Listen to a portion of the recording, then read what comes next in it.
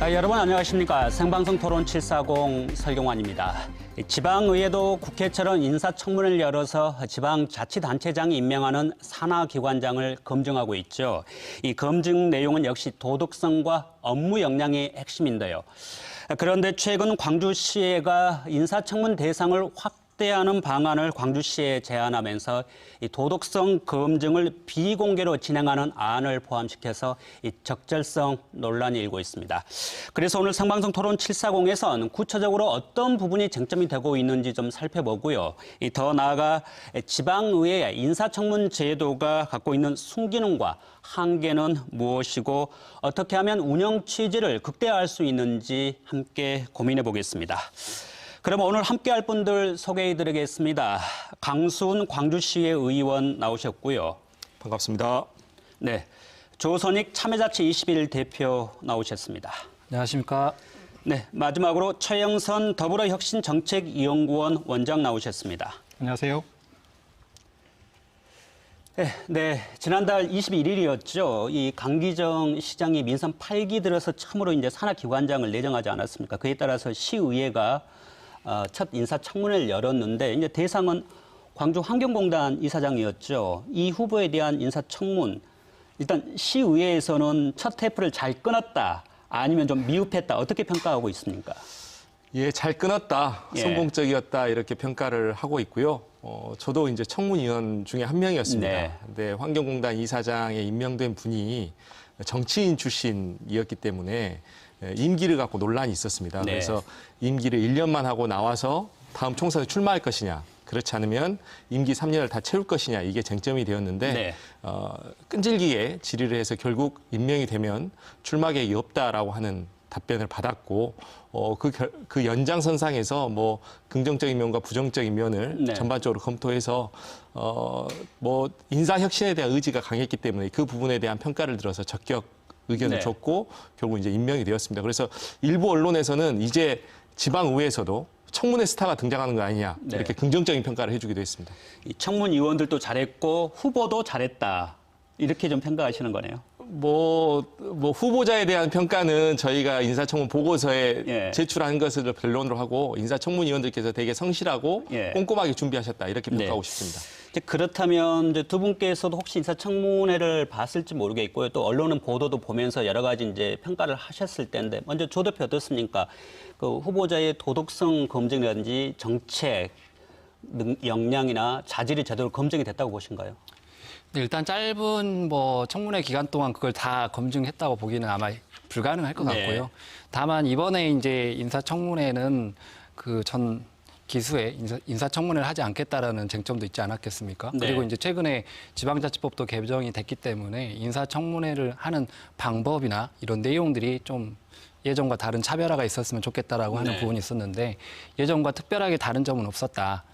그렇지만 특별한 잡음은 없었기 때문에 향후에 이제 인사청문회가 계속되는 지점들을 좀 살펴봐야 될 필요가 있겠고요. 네. 그다음에 이제 강수훈 의원님께서도 말씀하셨다시피 이제 또 인사청문회 대상자들이 기관장이 된 이후에 또 선거 출마를 하고 중도 사퇴하는 경우도 많이 있지 않겠습니까? 네. 그래서 이제 그런 부분에 대한 답변을 받아낸 것은 일차적으로 성과로 보여지고, 네. 다만 이제 그런 부분들이 향후에 약속이 지켜질 것인지 지켜지지 않을 것인지는 또 담보할 수 없는 일이라 우리나라 인사청문회 제도가 약간 형식적이지 않겠습니까? 네. 그래서 그 청문회에서 의련히 하는 발언일 수도 있기 때문에 좀 더 상황을 좀 볼 필요가 있는 것 같습니다. 네. 예. 이후에 말한 대로 시의회가 꾸준히 이 산하기관장에 대해서는 견제와 감시를 해야 된다, 이제 이렇게도 읽히는 대목인데, 최영선 원장께서는 어떻습니까? 이번 첫 인사청문회 어떻게 좀 평가를 하고 싶습니까? 네, 그 발언할 때 김성한 후보자가 현재로서는 예. 이라는 전제를 달았잖아요.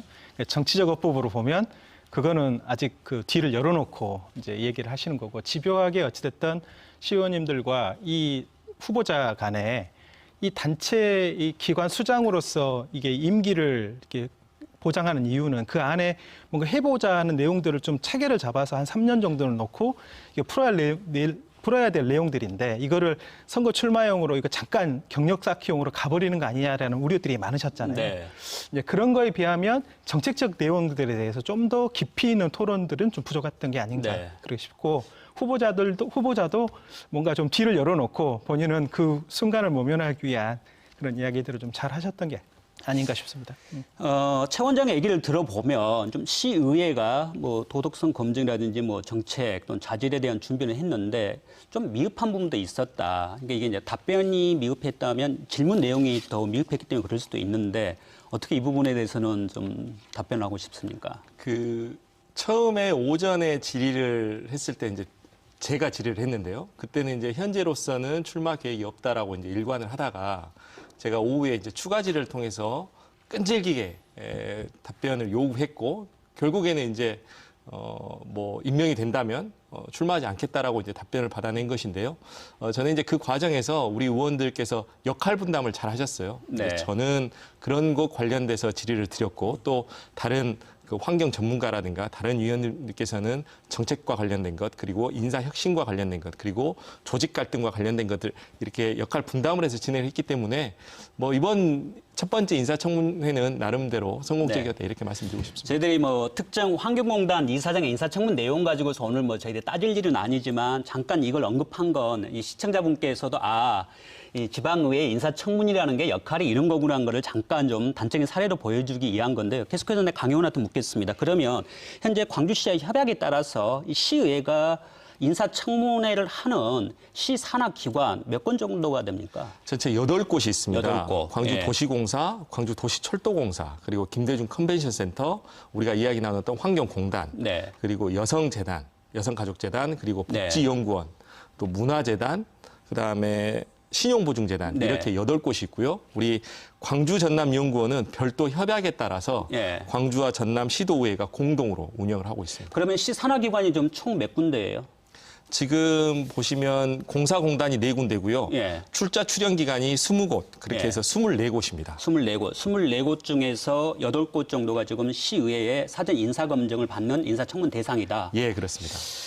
어떻습니까? 이 정도의 수준이면 검증 대상이 이 정도면 이게 충분하다고 보시는지 안 그러면 좀 더 이게 확대해야 된다고 보는지 두 분의 좀 견해도 좀 궁금한데 왜 우리 최 원장부터 말씀해 주시죠. 이게 이제 법적인 안정성이 없습니다. 그러니까 이게 협약에 의해서 인사청문회가 그렇죠. 진행되다 예. 보니까 공직 후보자라는 개념하고는 여기는 잘 안 맞습니다. 네. 미국 같은 경우는 한 2,000자리를 상원의 인준을 받는 대상이고 우리나라 같은 경우도 국회 인사청문회와 헌법에 의해서 한 60에서 70개 정도 되는 인사청문회를 하고 있는데 네. 거기는 다 법적인 안정성이 있는 겁니다. 그렇죠. 예. 직위 대상을 다 분명히 해놓고 다 고위공직자와 공직자에 해당되는 그렇게 돼 있지만 이제 지방의회는 그런 게 안 돼 있다 보니까 공사, 공단, 출연기관, 출자기관을 다 하다 보니 근데 그런 점에서 이게 적절성이나 이게 범위 대상이 이게 맞는 거냐.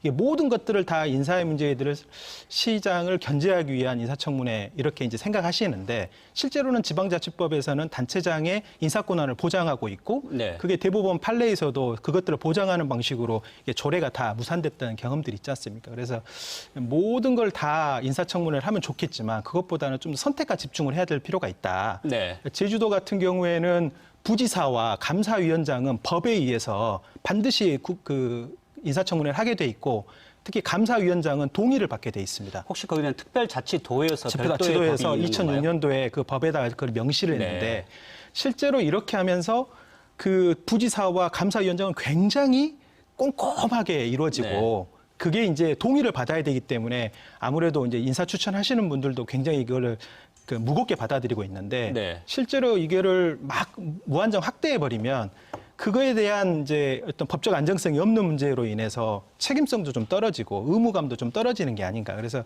광주시의회에서 이거를 좀 계속 확대하시려고 하는 생각도 갖고 있지만 네. 선택과 집중도 필요하고 지금 빠져 있는 곳 중에 네. 뭐 경제부 시장이라든지 감사위원장이라든지 네. 실제로 우리 시민들에게 굉장히 영향을 많이 미치는 직위에 대해서 좀 더 추가적으로 넣기 위한 그런 고민들도 좀 필요한 게 네. 아닌가 싶습니다. 부시장이나 감사위원장에 대한 인사청문도 필요하다. 이 말씀인데 이게 출연기관이나 공단 공사뿐만이 아니라 이 말씀이었는데 혹시 조 대표는 어떻습니까? 현재 광주시 아까 뭐 공단이나 좀 공사 중심으로 해서 8개 기관에 대해서 인사청문을 하고 있다고 얘기를 했는데 이 범위 어떻게 좀 평가하세요? 좀 어떻게 늘려야 될까요? 안 그러면 현행을 유지하는 게 맞는 건가요?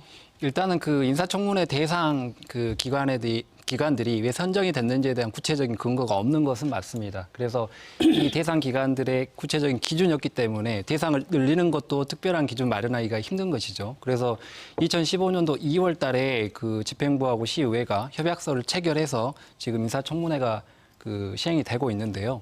그 내용을 좀 더 구체화시켜서 그 대상과 그다음에 그 대상들이 왜 청문회 대상이 돼야 되는지, 그다음에 그 대상이 청문회 대상이 된다면 어떤 측면의 강약을 좀 조절해야 되는지 좀 세부 기준에 대한 협약을 계속 갱신할 필요가 있는 것 같아요. 그런데 이번에는 그 청문회 대상 기간을 지금 8곳에서 15곳으로 확대했잖아요. 근데 그 확대한 이유에 대해서는 시민들에게 어떤 공감대를 형성할 만한 이유 제시를 하고 있지 못해요. 단순히 이제 숫자만 진행하게 돼 있죠. 네. 예. 네. 잠깐만요. 그러면 조 대표가 말씀하신 현재 8곳에서 15곳인가 13곳인가요? 13곳입니다. 13곳이면 기존보다 이제 5곳을 더 늘린다는 건데 네. 아무래도 이 두 분이 말했던 건 지적 부분도 있고 또 그런 또 지점에서 고민을 한 결과 이제 5곳 정도를 더 늘리자 이렇게 제안을 한 거 아니겠습니까? 그러면 현재 인사청문 대상이 되는 산하기관장이 이제 8곳인데 5곳을 추가로 늘려서 13곳으로 확대하자는 건데 그러면 그 5곳은 어떤 곳이에요? 일단 좀 이어서 말씀을 드리면 예, 예. 지금 협약이 2015년 2월 25일 진행된 협약에 근거하고 있습니다. 그 뒤로 7년이 지났습니다. 그 7년 사이에 많은 공공기관들의 예산이나 조직의 규모가 달라졌고 상징성 측면에서도 변화가 있었습니다. 네. 지금 5곳을 추가하자라고 하는 것은 창업에 대한 관심이 커졌기 때문에 우리 경제고용진흥원 네. 그리고 또 이건 중기부와 협의를 좀 해야 되지만 경기도가 먼저 시작을 했습니다. 광주 테크노파크. 네.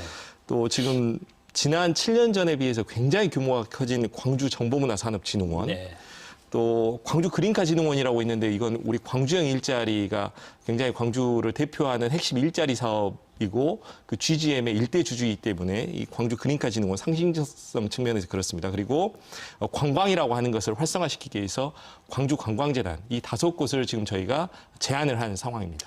여기서 광주시의 입장 하나 좀 확인을 하겠습니다. 이렇게 지금 5곳을 더 추가로 인사청문 대상으로 포함시키자고 이제 광주시에 제안을 하면서 이제 인사청문 절차가 검증 절차가 있잖아요. 이제 1단계는 도덕성 검증이고 2단계는 업무나 또는 정책 그런 역량 평가 이런 부분 아니겠습니까? 그런데 1단계인 도덕성 검증을 좀 비공개로 하자 이런 안이 좀 포함이 됐다는 건데 실제 맞는 건지 그러면 어떤 이유에서 이런 제안을 한 건지 좀 궁금합니다. 일단은 지금 보다 유능하고 역량 있는 인사를 좀 모셔오기 위해서 네. 이 도덕성에 대한 검증이 자칫 신상털기로 이어질 수 있다. 네. 이러한 우려가 있어서 비공개에 대한 검토를 내부적으로 했던 것이고요. 네. 지금 타 시도의 전국적인 추세를 봤을 때도 17개 광역자치단체 중에서 9곳이 1차 비공개 그리고 비공개에서 검증을 한 후에 2차 공개로 지금 진행을 하고 있는 상황입니다. 이런 점을 이제 반영을 해서 저희가 지금 비공개에 대한 검토를 한 것이고 인사청문 재협약을 할 때 전체적으로 종합적으로 보자고 해서 확대와 함께 이 비공개 제안을 진행을 한 상황인데 지금 광주광역시는 여튼 시장께서 국회의원 출신이기 때문에 인사청문회 확대에 대해서는 긍정적으로 보고 계시는 것 같아요. 그런데 시 집행부 내부에서도 정무 라인하고 행정 라인하고 이걸 어떻게 봐야 될지가 조금 혼선이 있어요. 그래서 네. 그걸 좀 하나 된 의견으로 갖고 다시 한번 협상을 했으면 좋겠다라고 지금 진행을 한 상황이고 시 입장에서는 지금 공공기관 통폐합 용역 진단, 조직 진단을 지금 내년 2, 3월경에 결과를 받을 예정입니다. 그래서 그 결과를 보고 좀 진행했으면 좋겠다 이런 입장도 갖고 있습니다. 일단 뭐 광주시의회와 뭐 광주시가 앞으로 대상 기관을 늘리느냐 마느냐는 부분은 계속해서 논의를 해야 되고 그 시점이 이제 용역 결과가 나오는 시점이 될 수 있기 때문에 시간적인 이제 뭐 충분한 그 여유는 있는 것 같아요. 그런데 당장 이제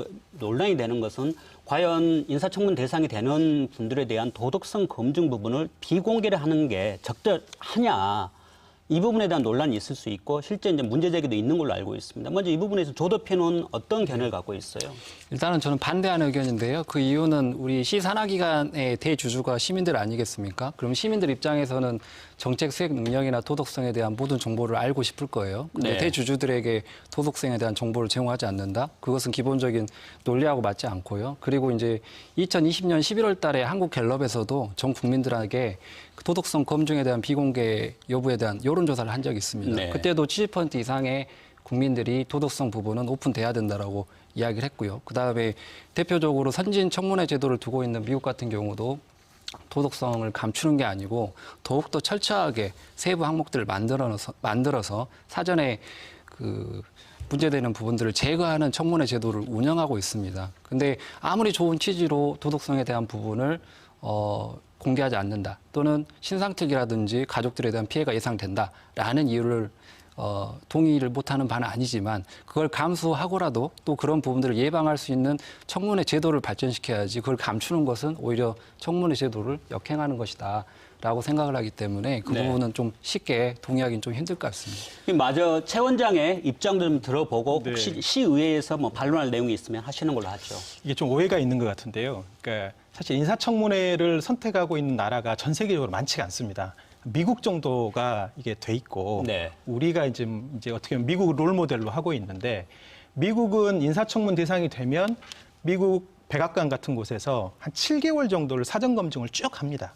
그리고 국세청, 뭐 FBI 이런 데서 워낙 꼼꼼하게 도덕성 문제에 대해서 검증을 다 하기 때문에 그리고 그 검증된 사람을 상원에 인준을 올릴 때 대통령이 상원의 그 검증을 담당하는 인사청문위원들한테 내가 왜 이 사람을 선택할 수밖에 없었고 도덕적 문제에 대해서는 문제가 없다라는 것들을 확약을 하고 넘깁니다. 그러다 보니 내용 자체는 다 정책적 내용으로 갈 수밖에 없는 것이죠. 근데 우리 같은 경우에는 실제로 제가 이제 청와대에 있을 때 인사 업무를 담당했었는데 고위공직자들에게 한 200가지 정도의 체크리스트를 넣어서 사진 검증을 합니다. 그리고 그걸 국회라 이제 경찰이라든지 국정원 뭐 그 국세청 등등을 보내가지고 사실은 뭐 자료를 좀 봤는데 문제는 뭐냐면 미국처럼 굉장히 투명한 나라와 우리처럼 아직 법과 비법과 합법이 모호한 영역이 있는 곳들이 많은 나라에 좀 차이가 있는 겁니다. 네. 부동산 투기와 투자가 구분이 안 되다 보니 검증 담당자들은 이거를 이제 투자로 봤는데 이거 투기로 사실은 국민들은 받아들이고 네. 그러다 보니까 이런 도덕성 문제가 논란이 돼서 다 낙마하는 거지 않습니까? 그런 것들이 기본적으로 전제가 되면 그러니까 인사를 추천하는 곳에서 후보자에 대한 기본적인 도덕적 검증이 문제가 없는 상태로 그거를 인사청문회로 넘기면 그러면 사실은 문제가 안 되는데 그동안 광주시에서 낙마했던 많은 사례들이라든지 아니면 국회에서 인사청문회 했던 많은 사례들 대부분이 다 도덕성 문제로 떨어지거든요. 그게 국민들이 보기에는 눈높이에 맞지 않는 거예요. 아까 한국갤럽 조사 얘기하셨는데 한 76%가 도덕성 검증을 비공개하는 거에 대해 반대하시거든요. 그러니까 이거는 도덕성 검증을 하지 말자는 얘기가 아닌데 우리도 다 보겠어. 이제 국민들은 다 그렇게 생각하신단 말이에요. 그 말은 그 정도로 인사 추천하는 그런 집행부에 대한 그런 사전 절차에 대한 불신들이 녹아 있기 때문에 마치 비공개를 하게 되면 우리 모르게 속닥속닥해서 넘어가 버리는 거 아니냐. 네. 그런 고민들을 하시는 게 아닌가 싶고 그 경기도 같은 경우도 사전에 도덕성 검증과 정책 검증을 나눠서 진행하다가 이재명 그 지사 시절에 그걸 또 통합을 했습니다. 네. 그래서 이게 뭐가 옳은지 그른지는 잘 모르겠지만 그런 우려들은 있고 도덕성 문제로 너무 신변털기로 가다 보니까 조국 사태처럼 말도 안 되게 한 가정이 파탄 나버리고 이제 그런 문제에 대한 또 지방의회는 면책특권이 없다 보니까 이제 의원들 스스로도 그 의혹 제기하는 거에 대해 굉장히 움츠러들 수밖에 없는 문제가 좀 있어서 네. 현실적으로 좀 어쨌든 집행부 차원에서 꼼꼼한 도덕성 검증에 대한 절차와 시스템을 마련하고 의회에 넘길 때는 좀 정책적인 내용들을 할 수 있게끔 시스템이 마련되면 좋은데 아직 광주는 좀 부족한 것 같습니다. 말씀하신 대로 미국의 뭐 선진 사례 말씀하셨는데 우리 중앙 정부에서도 제대로 이루어지지 않은 부분을 네. 광주시에 이제 기대하기에는 아직은 좀 시기상조인 것 같아요. 그러다 보니까 이제 그런 고민 끝에 이런 게 나왔는데 방금 두 분이 우려를 제기했던 부분 시의회 내에서도 혹시 좀 제기가 됐거나 논의 과정에서 이런 부분들을 어떻게 좀 담아낼 건가에 대해서 혹시 좀 진행이 된 게 있습니까? 그러니까 최용선 원장께서도 그 반론의 근거를 말씀을 해주셨는데 지방의회 의원 입장에서 제일 부담스러운 것은 면책특권 관련입니다. 우리가 인사청문회라고 하면 일반 시민들 입장에서는 국회와 지방의회를 거의 비슷하게 생각을 네. 하시는데 국회의원들은 국회법에 면책특권이 있습니다. 그런데 이제 지방의원들은 그 책임을 면할 수 있는 특별한 권리를 갖고 있지 못하기 때문에 사실은 어떠한 정보를 수집하는 과정에서부터 심리적인 부담과 압박을 갖고 네. 있는 것이 사실이고 그렇다면 우리가 이걸 비공개라고 하더라도 인사청문 보고서에 이걸 별도로 기재해서 인사청문 위원들이 책임성을 갖게 한다면 이건 또 변론으로 해서 그렇게 1차 비공개, 1차 도덕성 비공개, 2차 정책검증 공개 이렇게 가는 것도 방법일 수 있겠다 해서 지금 광주시의회에서 논의를 하고 있고 네. 지금 시의회 안에서는 4명의 TF위원이 꾸려져 있습니다. 네. 그리고 집행부와 지금 2차례에 걸쳐서 협의를 진행한 상황입니다. 그러면 시의회 내분이 이제 TF를 꾸렸다는 것은 지금 이제 압축해서 논의를 계속 하겠다는 건데. 네, 그렇습니다. 그럴 때 여기 지금 의견을 제안했던 뭐 참여치 21과 같은 시민사회단체나 또는 다양한 그런 지역사회 영역으로부터 이런 부분에 대한 혹시라도 뭐 좀 논의 과정을 거친다든지 의견을 좀 듣는다든지 그런 좀 계획도 갖고 있나요? 의견 수렴 과정은 반드시 필요할 것 같고요. 예. 이게 이제 일단 시작해 봅시다라고 이제 제안을 던진 상황에서 한두 차례 회의가 열린 것이고 네. 또 시 집행부도 지금 단일화된 의견이 없는 상태이기 때문에 네. 이건 시민사회와 또 시민들께 여론을 엿주는 그런 상황들이 필요할 것이라고 보고 있습니다. 어떻게 보면 그런 공론장애 이 토론도 뭐 좀 첫 시작이라고 볼 수도 있겠네요. 네, 이제 앞으로 그렇게 이런 봐도 기회를 될 것 많이 가져야 된다는 취지인데 네. 그럼 여기서 우리가 한번 실제적으로 한번 짚어보죠. 이 우리가 도덕성 검증에서 특히 우리 국민들이 좀 관심 가는 부분이 7대 원천 배제 원칙도 있고 굉장히 세분화시켜놨지 않습니까?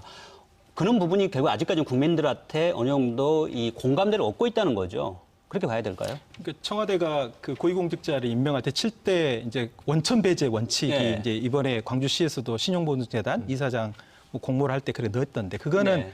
이제 검증 단계에서 예. 원천 배제 아예 그건 거들떠 보지도 않겠다라고 하는 대상인 거고 예. 실제로는 한 200개 정도의 예. 검증 항목들이 있습니다. 근데 그게 이제 개인정보 동의를 받아서 하는 경우가 있고 지금 지방의회 같은 경우에는 이제 법이 없다 보니까 예. 그거를 개인정보 동의를 안 해줘도 아무 문제가 없고 사실 그걸 받기도 지금 개인정보법 위반 문제가 걸리기 때문에 하지 못하고 있는 상황이거든요. 예. 그러다 보니 디테일하게 어쨌든 그 후보자를 검증해 볼 수 있는 네. 기본 자료를 받는데 제약 요건이 걸립니다. 그런가요?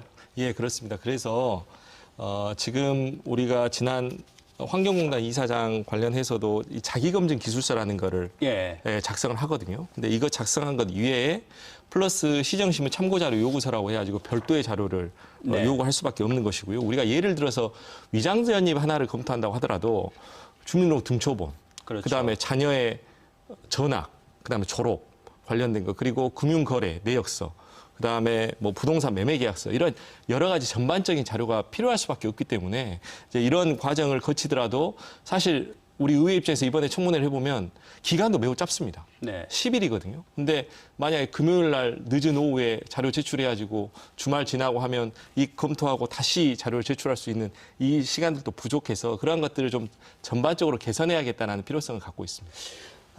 조 대표, 참여자치 21에서는 나름 그동안 이 지방자치와 관련해서 이는 인사청문이고 또 인사와 관련해서도 계속 나름 네네네. 비판도 하고 쓴소리도 내고 대안도 제시를 했는데 방금 뭐 강 의원이 말한 대로 현실적인 좀 애로가 좀 있습니다. 인사검증에 있어서.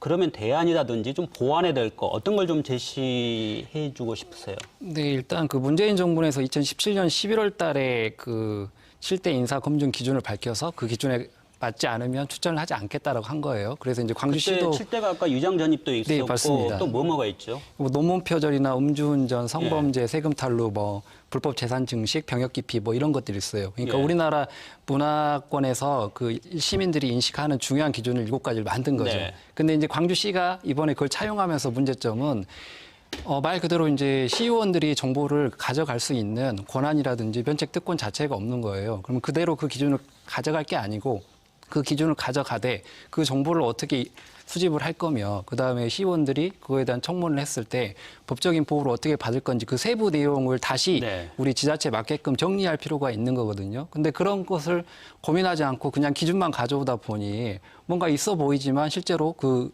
기준에 맞는지 틀린지에 대한 청문회 검증은 안 되는 거라 이거예요. 만약에 그렇게 시의원들이 갖고 있는 약한 권한이나 면책 특권이 없는 부분을 보완해 줄 수 있는 제도까지 고민을 했다면 시의원들 입장에서는 그걸 비공개라고 해서 할 필요가 없겠죠. 오히려 네. 오픈시켜서 떳떳하게 하면 되는 거거든요. 그래서 어떤 제도를 차용하거나 벤치마킹 할 때 우리 몸에 맞는 건지를 고민하고 맞지 않는다면 이거 수정을 해야 되는데 네. 그냥 막 갖다가 쓰다 보니까 이게 약간 실제 취지는 좋지만 활용이 잘 안 되는 측면이 있다. 그리고 또 하나 말씀드리면 인사청문회마다 이제 지역 언론이나 시민단체 불협화음이 많지 않겠습니까? 근데 그거를 말할 수밖에 없는 이유는 실제로 기관장이 된 이후에 그 기관장의 임기를 채우지 못하고 나오신 분들은 대부분 도덕성 문제 때문에 중도 탈락하신 분들이 많아요. 네. 결과가 그렇습니다. 그렇기 때문에 도덕성에 대해서는 좀 더 적극적으로 해달라는 것이 시민의 입장에서밖에 없는 것이거든요. 여기서 타 지역의 지방의회 상황도 좀 살펴보는데 혹시 최 원장께서 다른 지역은 뭐 예. 도덕성 검증이나 정책 예. 검증에 있어서 이걸 공개, 비공개 이렇게 예. 좀 나누는 것들이 있습니까? 그 경기도가 이제 1차, 2차 검증을 나눠서 네. 1차는 이제 도덕성 검증위원회에서 한 2시간 정도 후보자의 도덕성 검증을 하고 네. 한 4시간 정도는 정책 검증을 하는 거를 이제 시행을 하다가 네. 그걸 다시 이제 통합을 했습니다. 네. 근데 그 이유가 뭐냐면 정책 검증과 도덕성 검증을 분리하기가 사실상 쉽지가 않은 거예요. 그렇겠죠. 어렵겠죠. 그 두 번째 문제는 아까 제가 이제 말씀드리는 게 그 광주 같은 경우에 지난 낙마한 사례들 보면 뭐 아빠 찬스를 썼다라고 이제 공격을 했는데 그게 이제 아버지가 무슨 어느 기관에 있을 때 아들이 뭐 그 기관에 뭐 소속돼 있는 어딘가에 뭐 취직을 했는데 그거 아빠 찬스 아니냐라고 공격을 했어요. 근데 사실관계를 확인하는 방법은 없거든요. 그냥 네. 추론만 한 거예요. 근데 그런 문제가 사실은 국회에서는 아무 문제가 안 되지만 자칫 잘못해버린 명예훼손이라든가 허위사실 유포라든가 이런 거로 이제 걸어버리면 인사청문회 끝나고 나서 법적인 쟁투로 이제 가버릴 수가 있거든요. 이번에 그 제주도 같은 경우에는 행정시장을 이제 거기는 협약에 의해서 인사청문을 하는데 농지법 위반으로 막 공격을 했어요.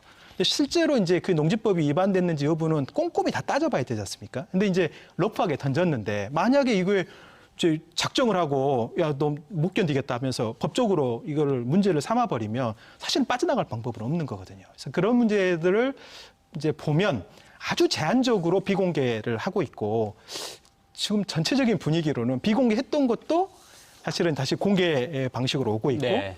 경남도 정도만 그 기록으로도 남기지 않고 도덕성 검증 문제에 대해서 뭐 그렇게 좀 분리해서 좀 엄격하게 운영하고 있고 나머지 지자체는 그게 좀 다시 유연해진 게 아닌가 이렇게 네. 생각할 수 있을 것 근데 같습니다. 어떻습니까? 이 도덕성 검증이 이렇게 이제 공개하고 아까 말씀하셨던 약간의 과도하게 뭐 사생활 침해 내지 신상 털기로 가게 되면 결국 인사권자에도 인사를 할 수 있는 그런 권한들이 많이 제약될 수 있는 부분도 이제 있다 이런 얘기도 나오는데 혹시 시의회에서도 혹시 집행부로부터 그런 얘기를 좀 듣고 있습니까? 그런데 사실 인사가 만사라는 말이 있듯이 또 인사를 어떻게 하느냐에 따라서 그 지방 정부가 성공하냐 마냐. 그래서 네. 인사가 실패하게 되면 정책이 실패하게 되고 또 결국은 그 지방 정부 전반에 대한 신뢰도 하락으로 떨어져서 실패하기 때문에 네. 저는 깨어 있는 단체장이라면 인사청문회 확대하고 또 의회와 충분히 소통하고 협력하는 그런 관계를 만들어갈 때 비로소 성공한 지방정부 만들 수 있지 않을까 이렇게 생각하고 있습니다. 이렇게 하시죠. 저희들이 이번에 광주시의회에서 이제 비롯된 이제 청문 대상 확대하는 과정에서 나온 도덕성 검증을 비공개를 할 건지 앞으로 이제 어떻게 할 건지는 내년 3월 이후까지도 계속해서 논의를 하기 때문에 저희들이 그런 걸 이제 지켜보면서 한 번 더 기회가 있으면 저희들이 이런 공론장을 만들어서 얘기를 하고요. 사전에 전제가 돼야 되는 게 예. 인사 추천을 하시는 광주시에서 이미 검증 단계가 좀 더 엄밀하게 이루어져야 네. 되는데 이게 검증이 안 된 상태로 이게 날것 상태로 네. 의회로 넘겨서 의회에서 알아서 해라라는 식으로 아니면 의회가 하더라도 귀속력이 그러니까 구속력이 없기 때문에 네. 그거는 너희들 의견으로 나는 그냥 내가 참고만 하겠다 이렇게 가버리면 실제로 엉터리 같은 사람들이 올라오는 경우가 네. 이제 생기게 되는 거고 지난 뭐 민선 6기, 7기에 광주에서 낙마했던 사례를 보면 사실 상식선에 맞지 않는 분들을 그렇죠. 인사 추천을 예. 시켜가지고 사실 낙마한 거거든요. 그래서 이거를 인사청문회를 시의회에다만 책임을 전가할 게 아니라 좀 원천 책임은 정치적 책임은 사실 시장이 져야 되는 겁니다. 그래서 굉장히 꼼꼼하게 검증할 수 있는 시스템을 갖추고 인력을 갖추지 않으면 이런 문제는 계속 발생할 수밖에 없다. 우선 그걸 전제로 하고 네. 좀 이야기를 해야 되지 네, 않겠습니까? 좋은 말씀 해주셨고요. 이렇게 원장께서 덧붙여서 말씀드리면 이렇게 자기검증 기술서를 작성을 하는데 예 아니오를 작성하게 되어 있습니다. 그런데 본인이 그냥 아니오로 해서 체크를 해버리면 그 공은 이제 오롯이 시의회 인사청문회에 받게 되는 것이기 때문에 네. 그것에 대한 부담도 있는 것인 것이거든요. 예. 그래서 이제 아마도 인사청문 특별위원으로 이제 선임이 되면 그만큼 이제 어깨도 무겁고 열심히 공부도 하셔야 되고 그런 측면에서 보면 지금 정책보좌관 지금 어느 정도 지원을 받고 있지 않습니까? 이제 지방자치법이 개정이 되면서 이제 선발해서 좀 올해도 몇 분 선발해가지고 지금 운영을 하고 있죠. 이는 이 정책을 좀 보좌해주는 분들이 좀 전문성을 가지고서 이는 인사청문회 때 실제 이제 처음 했습니다만은 혹시 이번에 좀 활용을 좀 됐습니까? 도움이 됐습니까? 매우 중요합니다. 아, 예. 정책지원관 지금 의원의 정수의 2분의 1 범위 내에서 진행하도록 네. 되어 있는데요.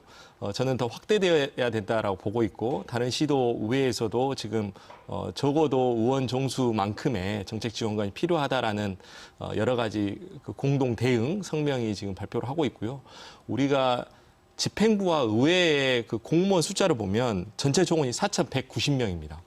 4,190명 중에 의회와 집행부의 퍼센트를 보면 의회는 80명, 네. 그다음에 4,110명은 집행부입니다. 그러니까 98%의 공적 인력이 시장을 보좌하고 있고, 그다음에 80명의 2%의 지원 인력이 네. 지금 의회를 보좌하고 있는 상황인데 저는 이렇게 강한 집행부, 약한 의회 구조 속에서 의원들이 뭐 유능하게 잘 대처하면 좋은 일이지만 그걸 하는데 다소 버거움도 있다. 그런 점에서 정책지원관이 아주 중요한 역할을 해주고 있고 앞으로도 필요하다라고 보고 있습니다. 그런 측면에서 이 정책 지원관의 그 좀 전문성 그리고 각 분야별로 좀 뭐랄까 다양하게 좀 충원하는 것도 굉장히 중요하겠어요. 얘기 들어보면. 네네. 예.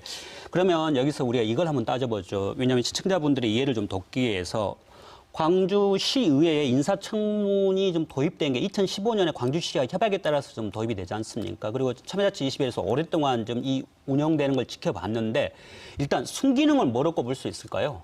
일단 순기능은 이제 단체장의 그 권한인 인사권을 견제할 수 있다는 거죠. 네. 아무래도 단체장 입장에서는 본인 당선을 도운 측근 인사를 행사할 가능성이 높은데 네. 그걸 견제하고 또 견제된 상태에서의 정제된 인사가 후보자로 들어오고 또 거기서 다시 한번 청문회 제도를 통해서 우리 산하기관에 있는 기관장을 시켰을 때 그 네. 기관장으로서 역할을 충분히 해낼 수 있다라는 최소한의 장치인 것입니다. 그래서 네.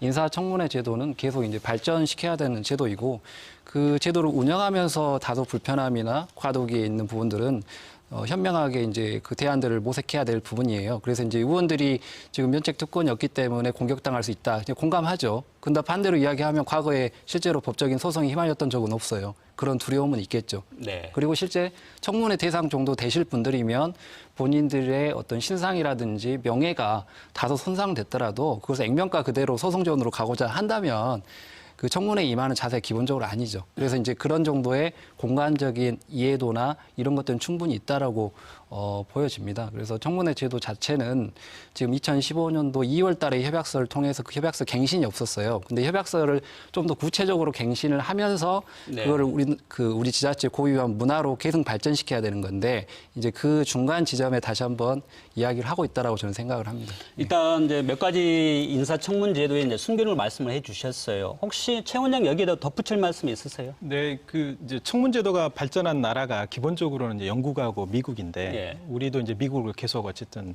벤치마킹을 계속 하고 있고 거기는 부처의 서열 4위까지는 무조건 청문 대상입니다. 그리고 네. 상원의 인준을 받아야 됩니다. 이런 걸 따져 보면 이제 지방의회도 중앙으로부터 통제는 좀 벗어나고 네. 지역에서의 일종의 견제와 감시를 강화하는 방식으로 네. 지방자치법 개정에 따르는 이제 앞으로의 발전 방향을 이제 그렇게 가야 되는데 그러게 보면 청문 대상을 이렇게 산하 기관 출자 기관이 아니라 광주시의 주요 보직으로 네. 쭉 확대해 가면서 묻고 답하는 과정에 아, 광주시가 이렇게 가겠구나. 이 단체가 기관이 이렇게 가겠구나라는 거에 대한 시민들의 관심을 불러일으킬 수 있기 때문에 저는 그런 측면에서 보면 인사청문회 제도가 굉장히 좋다고 생각을 합니다. 다만 이게 너무 이제 언론에 굉장히 많이 부각될 수 있는 네. 섹시한 주제라든지 예. 아니면 관심을 많이 끊는 호기심을 갖게 만드는 그런 주제에 집착하지 말고 그 부분은 검증의 시스템으로 넘기고 좀 더 미래 비전과 어떤 정책과 정견을 가지고 좀 상호 논박하는 그런 과정으로 좀 가게 되면 광주시도 좀 이제 무서울 줄 알고 네. 이렇게 행동을 하게 되고 시의회도 좀 더 시민들의 관심이 높아지게 되면 아무래도 좀 더 준비를 많이 해야 되는 그런 선순환의 상황들이 좀 만들어지지 않을까 그렇게 생각합니다.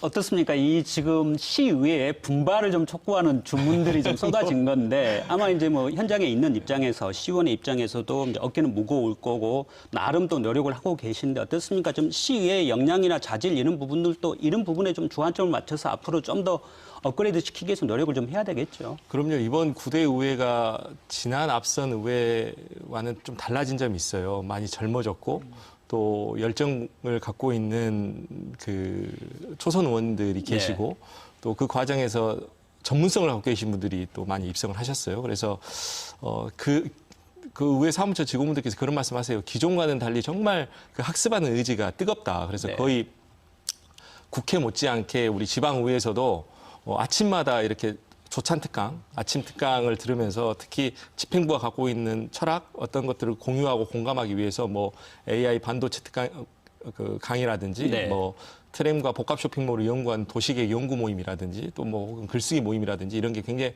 활성화되어서 지금 개원한 지 한 100일을 앞두고 있는데 앞으로 더 발전적인 모습 기대해 주시는 모습 보여드릴 수 있도록 노력하겠습니다.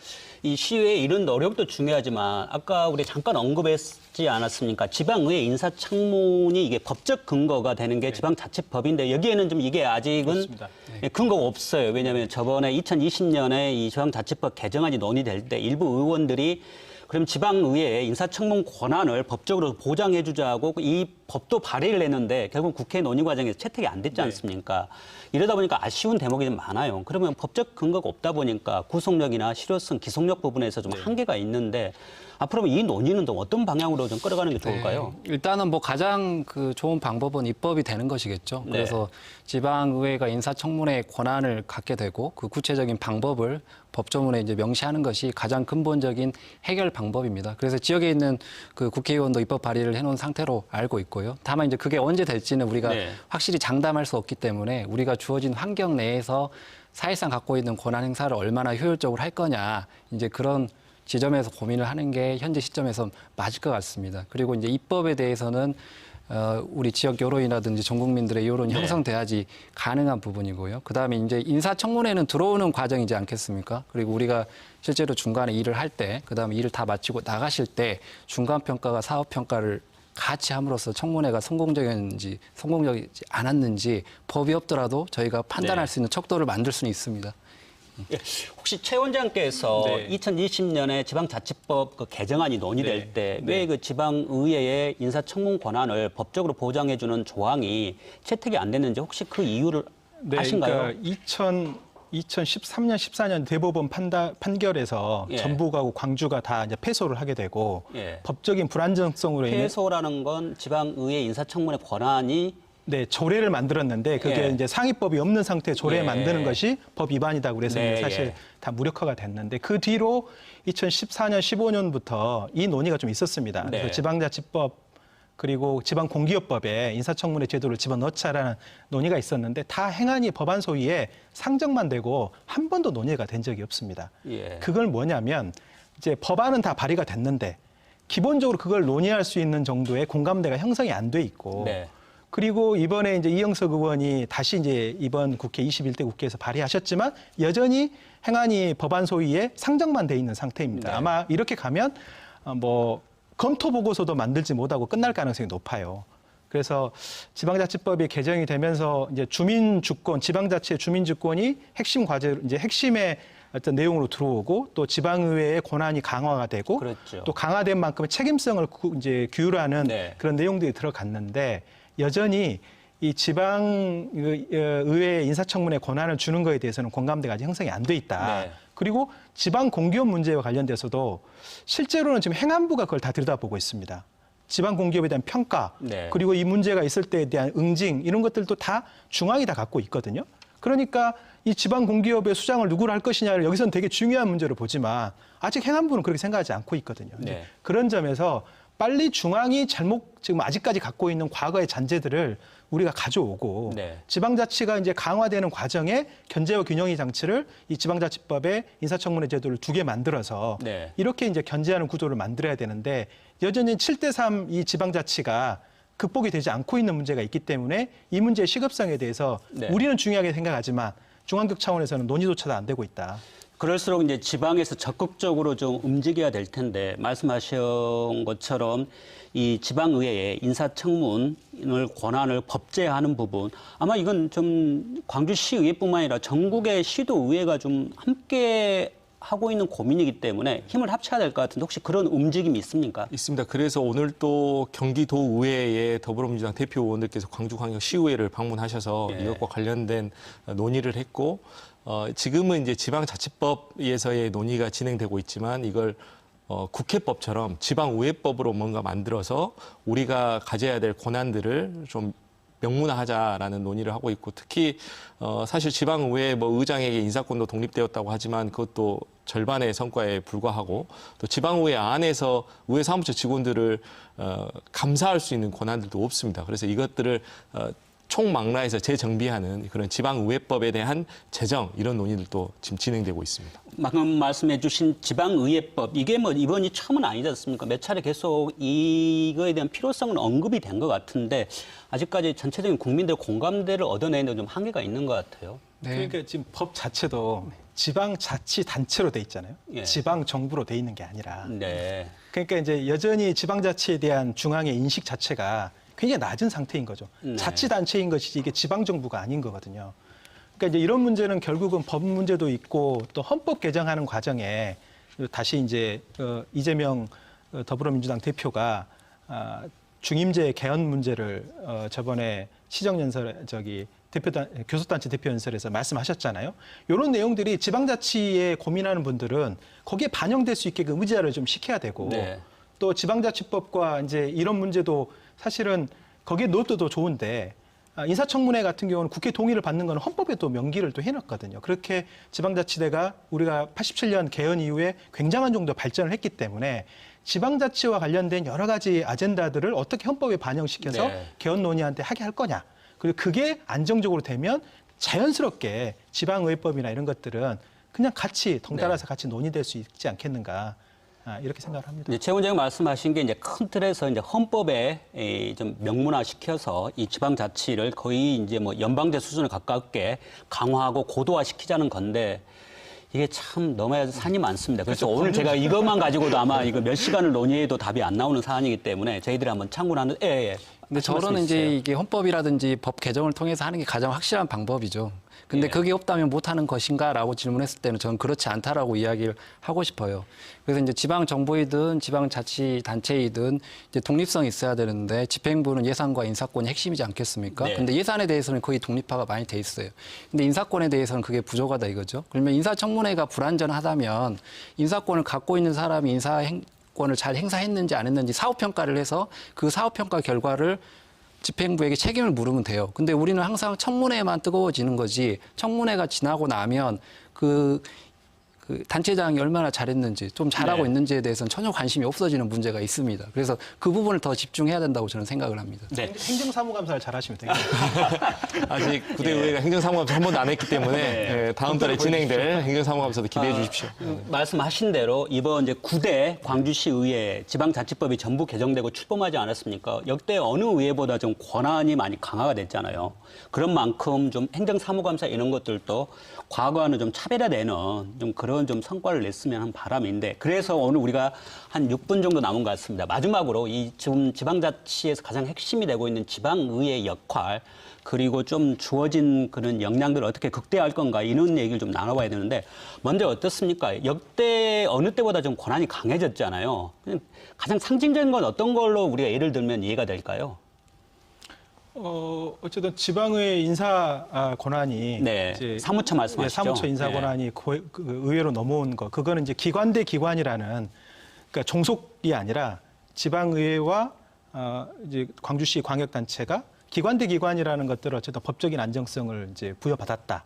거기에 따라서 보좌 인력을 지원을 받는 근거를 만들었다. 네. 이런 점에서 보면 과거와는 달리 우리는 이제 말로는 기관 대 기관이라고 하지만 실제로는 법적인 안정성이 없었는데 이번에 이제 그걸 기했기 때문에 지금부터 이제 행정사무감사를 하는 과정에 물론 정당의 소속도 중요하지만 지방의회가 지방행정을 어떻게 견인하고 끌고 나갈 거냐 네. 이런 측면에서 의원들께서 생각하는 방향성이라는 게 우선 정립이 돼야지만이 네. 이 방향으로 끌고 가는 것이지 막연하게 인사 문제나 그런 집행부를 견제한다, 시장을 견제한다 이런 측면만 가지고는 뭔가 이렇게 큰 힘을 발휘하기는 쉽지 않을 거예요. 근데 지난번 광주시의회를 보면 뭐 기후 환경 문제라든지 NDC 문제라든지 그런 문제에서 탄소 중립을 어떻게 끌고 네. 갈 것이냐 이런 것들을 의회 차원에서 굉장한 정도로 네. 학습도 하고 방향을 이끌어갔다고 생각을 하거든요. 나름 지역의 의제화를 시키기 위해서 그렇죠. 많이 노력을 그렇죠. 했다고 봐야죠. 그래서 이제 이번에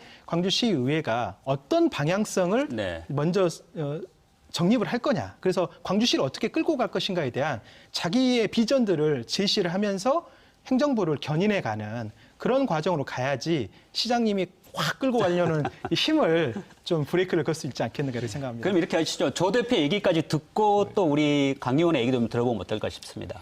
네, 일단은 어떤 입법이라든지 근거를 찾는 것도 되게 중요하거든요. 근데 예. 이제 그게 있어도 그대로만 한다면 발전은 없어요. 그래서 지방자치법이 개정이 됐지만 그 지방자치법의 취지를 잘 살리는 올바른 관행 형성이 중요합니다. 네. 그리고 그 올바른 관행을 형성하려면 강화된 시의원, 그 의회 의원들이 그 나름의 가치관이 명확해야 돼요. 그래서 그 가치관을 관행으로 승격시켜서 그 관행에 힘을 실어야 되거든요. 네. 그렇기 때문에 지금 강화된 지방의회에서는 그 전 기수와 다른 의원들의 활동이 필요하고요. 그다음에 지방자치법이 개정이 됐다는 것은 시민들의 참여를 좀 더 적극화시키는 법의 취지도 있습니다. 그래서 그렇죠. 예. 시의원들도 당선됐기 때문에 내가 대표 주자로서 하는 것이다라는 생각에서 좀 더 벗어나서 의원 활동을 하면서도 이제 일반 시민들이나 그 시민사회단체라든지 지역 언론하고 좀 더 스킨십을 많이 해야 된다. 네. 그래야지 시의원들의 권한과 그 권한이 더 세지는 겁니다. 근데 네. 나홀로 시의원을 했을 때는 정책부장관 한 명 더 있으면 무엇 하겠습니까? 네. 예. 그래서 시의원들은 시민들의 힘을 갖고 의원 활동을 해야 하기 때문에 그런 지방자치법의 취지나 올바른 관행 형성하는 부분에 대해서 첫 수를 지금 뜨는 자리 네. 아니겠습니까? 그래서 네. 고민을 많이 해야 된다고 저는 생각을 합니다. 이 두 분 말씀을 들어보면 이 지방의회에 권한을 준 만큼 제대로 역할을 못하면 그에 따른 회초리도 아마 되게 아플 거다.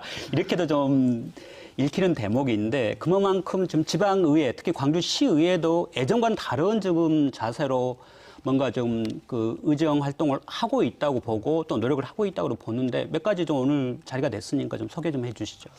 일단은 그 앞서 두 패널들께서 말씀하신 부분에 대해서 좀 답변을 드리면 이제 제가 초선 의원이라서 그런지 모르겠지만 예. 지방의회 권한이 강화되었다고 하고 그 의회의 인사권이 독립되었다고 하는데 네. 와서 보니까 정말 반쪽짜리입니다. 그러니까 물론 그렇겠죠. 예, 조직권과 예산권은 다 집행부에 넘어가 있고 한 명 채용하는 것도 어렵고 또 한 명 승진시키려면 집행부에 한 명이 인사승진을 못하는 네. 그런 상황이어서 참 어려움이 있다라는 말씀드리고 그럼에도 불구하고 우리 구대 의원들께서 열심히 하고 있다라는 거고 특히 지금 우리 구대 의회는 처음에 원구성 과정에서부터 개파 갈등이 없었어요. 네. 기존에는 이제 주류와 비주류 나뉘어서 사실 합리적인 토론이나 비판 없이 그냥 주류가 끌어가는 그 의견대로 따라가고 비주류는 비주류대로 남아있고 이제 이런 건데 실은 구대의회가 그런 게 없었고 또 지난 추석 명절에는 우리가 불법 현수막 게시하지 말자라는 이러한 새로운 정치 문화를 선도하고 네. 있기도 하고 또 앞서 말씀드렸다시피 학습하는 의회 그리고 또